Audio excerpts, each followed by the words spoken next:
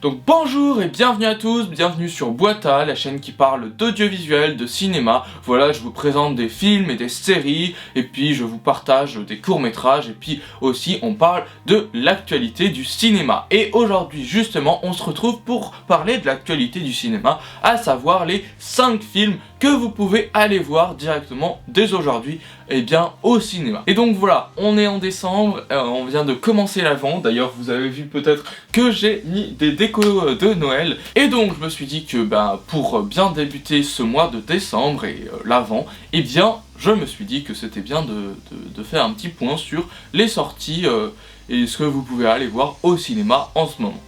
Donc sans plus tarder, je vais vous présenter les 5 films que vous pouvez aller voir au cinéma en ce moment. Je crois que je l'ai répété assez de fois pour que vous compreniez bien que le thème c'est 5 films que vous pouvez aller voir au cinéma dès à présent. Au cas où si vous n'avez pas très bien compris le thème de la vidéo, c'est 5 films que vous pouvez aller voir dès à présent au cinéma et donc pendant décembre. Voilà, bon, je dis ça au cas où, hein.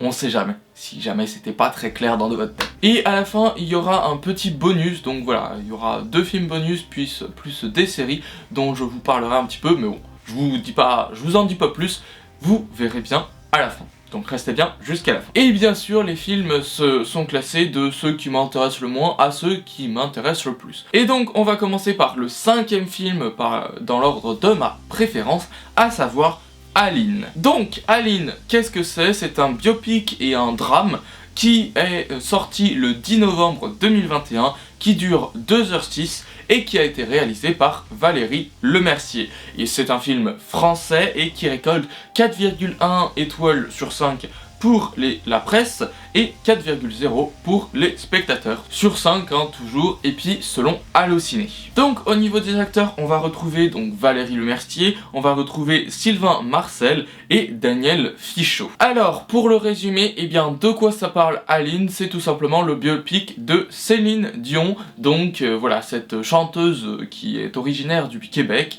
On va voir ses débuts, donc voilà. Ici, elle va s'appeler Aline, elle va s'appeler Aline Dieu, et voilà, c'est la 14e enfant de Sylvette et Anglomar, donc ça va se passer dans les années 60 au Québec, et on va voir un petit peu l'ascension de cette star Aline. Voilà, j'en dis pas plus, j'ai rien de spécial à dire sur ce film. Ensuite, donc, on passe au 4e film dans ma liste de préférences, à savoir Encanto. Donc Encanto, ou plutôt Encanto, la fantastique famille Madrigal, ça va être un film d'animation pour les enfants, hein. Ça va être un film fantastique et une comédie. Il est sorti le 24 novembre 2021, il dure 1h43 minutes, et sur Allociné, il récolte 3,7 étoiles sur 5 pour la presse et 3,8 pour les spectateurs. Donc on va passer directement au résumé. Alors de quoi est-ce que ça parle Encanto? Ça va être tout simplement l'histoire d'une famille, la famille Madrigal, et qui vit donc dans les montagnes de Colombie, et qui a, chaque personne de cette famille a un pouvoir spécial. Donc il y en a c'est une force surhumaine, il y en a c'est parler aux animaux, il y en a c'est il y a quoi d'autre? Des pouvoirs de guérison aussi. Voilà, il y a plusieurs... Faire pousser des fleurs aussi. Voilà, très intéressant. Voilà, il y a plusieurs pouvoirs que chaque personne de la famille a. Et donc voilà, toute cette famille vit dans une grande maison dans les montagnes de Colombie. Et voilà, tout le monde vit ensemble. Et donc, voilà, c'est cool, tout le monde est content, tout le monde vit ensemble, tout le monde a un pouvoir et tout. Sauf que non, puisqu'il y a Mirabel qui n'a pas de pouvoir en fait, qui n'a pas de pouvoir spécial et qui est tout simplement ordinaire, alors que toute sa famille est extraordinaire. Mais pourtant, ça va peut-être être la seule qui va pouvoir sauver toute cette famille, puisque l'Encanto, donc c'est ce qui donne à la famille les pouvoirs spéciaux. L'Encanto est en grand danger et seule Mirabel va pouvoir sauver l'Encanto. Donc voilà, un film pour enfants, hein, mais je trouvais que c'était quand même intéressant d'en parler ici, puisque voilà, les visuels sont sympas, hein, j'ai trouvé, et puis que voilà, c'est très coloré et tout, donc voilà, j'avais envie d'en parler ici. Donc voilà, allez, maintenant on passe au 3e film, à savoir Suprême. Donc alors, c'est parti pour Suprême. Suprême, qu'est-ce que c'est? C'est un biopic musical. Donc voilà, il y a plusieurs biopics hein, dans les films que j'ai fait. Il y en a plusieurs, pas mal. Il y en a un encore après, donc voilà. Il y a beaucoup de biopics en ce moment. Donc c'est un biopic musical qui est sorti le 24 novembre 2021 et qui dure 1h52. Il a été réalisé par Audrey Estrugo. C'est un film français hein, qui a récolté 3,4 étoiles sur 5 pour la presse et 3,8 pour les spectateurs selon Allociné, encore et toujours merci Allociné. On retrouve pour les acteurs Théo Christine, Sandor Funtek et Félix Lefebvre. Maintenant on passe au résumé et j'ai dit que c'était un biopic, mais un biopic sur qui? Eh bien ça va être un biopic sur Joey Starr. Donc on va se situer dans les années 1989 et donc voilà, dans des quartiers déshérités du 93, il y a une bande de copains qui va se former autour de la musique et plus particulièrement autour du mouvement hip-hop qui vient tout juste d'arriver en France. Et voilà, donc parmi eux, il y a eh bien Joey Starr et même Cool Shen. Et voilà, ils vont se mettre à écrire des textes de rap et voilà, à faire des petits concerts improvisés, enfin voilà. Et donc ça va être la naissance du Suprême NTM. Donc voilà, pour ce film c'est tout. Ce que j'avais envie de préciser, c'est sur la bande-annonce, les couleurs. Voilà, j'ai bien aimé le travail des couleurs, et même sur l'affiche, je l'ai vu partout dans le métro, donc j'ai trouvé que ouais, les couleurs sont pas mal. Donc maintenant on passe au deuxième film de ma liste de préférence, à savoir House of Gucci. Donc House of Gucci, qu'est-ce que c'est? C'est un biopic et un drame qui dure 2h37, il est sorti le 24 novembre 2021. Il a été réalisé par Ridley Scott, Ridley Scott qui a fait aussi récemment là, le dernier Duel. Et il récolte sur Allociné 2,9 étoiles sur 5 pour la presse et 3,7 pour les spectateurs. On retrouve au casting Lady Gaga, Adam Driver et Al Pacino. Et j'avais envie de préciser que Adam Driver, il joue dans Star Wars l'ascension de Skywalker, donc le dernier, le 9, et il joue donc Kylo Ren. Mais franchement, je l'avais pas du tout reconnu sur l'affiche. Alors, pour vous dire, au début, je pensais que House of Gucci c'était une série. J'avais vu des affiches dans le métro et tout, et je me suis dit, oh bah ok, sympa la série, enfin... J'étais persuadé que c'était une série en fait, je sais pas pourquoi. Donc, alors maintenant on passe au résumé, et comme je l'ai dit, eh bien c'est un biopic, et il y a beaucoup de biopics ce mois-ci. Un biopic sur qui? Eh bien ça va être, comme son nom l'indique, sur la maison des Gucci, voilà. Donc voilà, ça va se centrer autour donc, de cette famille des Gucci, il va y avoir des trahisons, des meurtres et tout, enfin voilà, pour l'argent et tout, donc autour de cette famille des Gucci qui a été créée par Guccio Gucci, voilà. Voilà, chacun veut un peu gagner le plus d'argent possible et puis de contrôler cet empire Gucci. Alors personnellement Gucci je connais ça juste de nom, donc si vous voulez un peu plus de précision, eh bien c'est une marque qui fait des articles de cuir de luxe et donc la première boutique a été ouverte à Florence, donc par Guccio Gucci, et il y a exactement un siècle.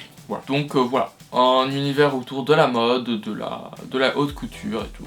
D'ailleurs, ça me fait penser qu'il y a un autre film en ce moment qui est sorti je sais pas quand, je le présente pas là, mais voilà, si autour de la mode aussi, eh bien c'est haute couture, voilà. Donc si l'histoire de la mode et tout, ça vous intéresse, bah n'hésitez pas à aller regarder aussi plus de précisions sur haute couture. Donc maintenant, on passe au premier film de ma liste, celui qui m'intéresse le plus en fait, et c'est pas un film que... Enfin c'est un film que j'en ai entendu parler grâce à un podcast, mais sinon j'en ai pas du tout entendu parler quoi. Ils ont pas fait énormément de communication et tout. Donc, alors, Les Magnétiques, ça parle de quoi? C'est un drame qui est sorti le 17 novembre 2021. Il dure 1h38 et a été réalisé par Vincent Maël Cardona. C'est un film français qui récolte sur Allociné 3,7 étoiles sur 5 pour la presse et 3,6 pour les spectateurs. Au casting, on peut retrouver Timothée Robard, Marie Colomb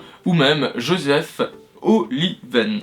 Donc, pour le résumé, eh bien, nous sommes dans les années 80, on suit l'histoire de deux frères, donc Philippe et Jérôme, qui tiennent une radio pirate, hein, qui font cette radio pirate dans le garage de leur père, et voilà, on va suivre les aventures de ces deux frères, passionnés par la musique, et puis ces deux frères vont devoir aussi s'enrôler dans l'armée, enfin, faire leur service militaire. Je saurais pas trop vous en dire plus, hein, mais voilà, c'est un film dont les couleurs, dont le visuel a l'air vraiment sympathique. De ce que j'ai vu, c'est des textures un peu, comment dire, un peu délavées. Ça donne ce côté un peu ancien et tout.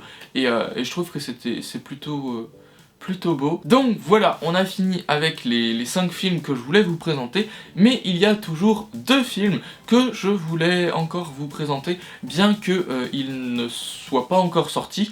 Enfin, il y en a un qui, quand sortira cette vidéo, sera sorti, mais quand je la fais, bah, il n'est pas encore sorti, puisqu'il sort mercredi, là, et je tourne mardi, donc bon. Ce film, donc, c'est SOS Fantôme, donc je vous en parle un petit peu plus tard, mais surtout, avant, je voulais vous parler des Tuches 4. Donc, les Tuches 4, qu'est-ce que c'est? C'est une comédie qui est sortie le 8 décembre, enfin, qui va sortir, hein, puisque à chaque fois c'est sorti, mais là, ça va sortir, qui va sortir le 8 décembre, et elle dure 1h41 minutes, et a été réalisée par Olivier Barou. C'est un film français, hein. Pour la critique, je ne pourrais pas vous dire bien combien ça récolte, puisque, bah, il n'est pas encore sorti.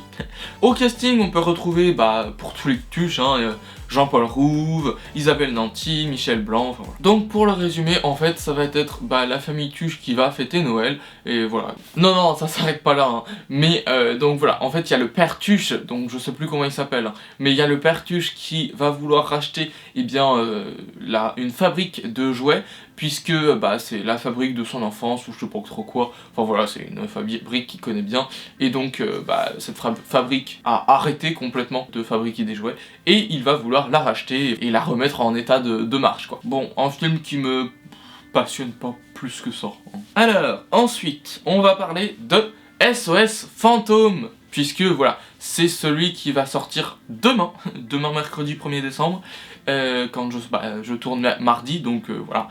Demain, SOS Fantôme, l'héritage sort, et donc vous pourrez aller le voir dès quand sortira cette vidéo, dès samedi, quoi. SOS Fantôme, donc l'héritage, c'est un film d'aventure, un film d'action et une comédie.